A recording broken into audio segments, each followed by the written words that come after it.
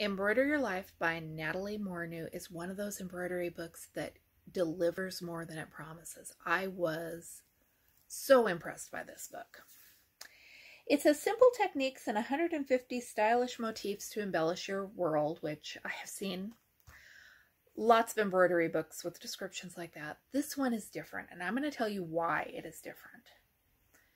It has lots of cute designs, but it has so many different ideas for stitching on so many different things. And that title, Embroider Your Life, is unbelievably accurate. The graphics of this book are great. They show you the tools, the techniques, how to transfer stuff. Usually in these embroidery books, there may be a stitch or two, I don't know, but there is so much good advice in this. And then it gets to talking about things I didn't know you can embroider on. I will say that the author says the only thing you can't embroider on is tulle.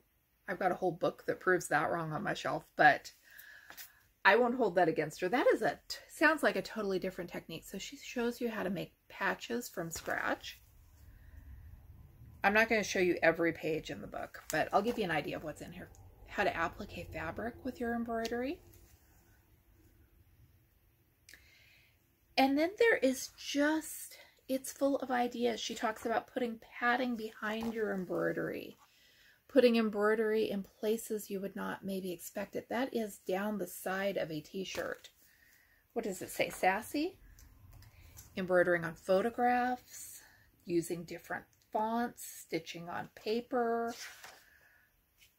stitching to shadow around the outside of your image. It just goes on and on. There she used half of the image on a necktie. I think there are a couple of other spots where she did that. Stuffed animals. At one point in here she talks about embroidering with baker's twine, and I had never heard of anybody doing that. I suddenly feel the need to go down to the Dollar Tree and buy a spool of that and see what I could do. This is up the side of a pair of jeans. And I know that embroidering on jeans is nothing new, but just all of the different ideas.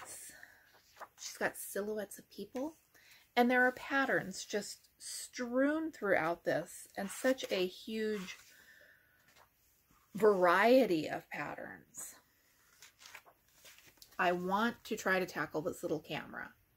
I have one of those hoops, and it can't be that hard, right?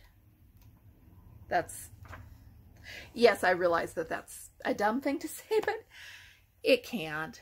It has to be doable. Love the scissors. I want to do those too. I want to do a lot of things out of this book.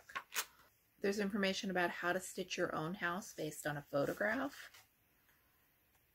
Stitching maps. It just, like I said, it goes on, and I'm not showing you as much as I usually would because I don't want to spoil the impact of the book or give away too many of her secrets. I highly recommend this one if you want to do simple embroidery on a wide variety of things, because this may be exactly what you need if you don't know quite what you want to embroider on or how to do it. Now I'm wanting to embroider on a whole bunch of things I had never thought of embroidering on before.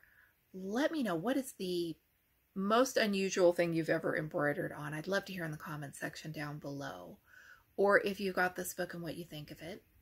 I'm Michelle. This is my Romantic Tangle. I have got a whole playlist of things that are on my sewing room bookshelf.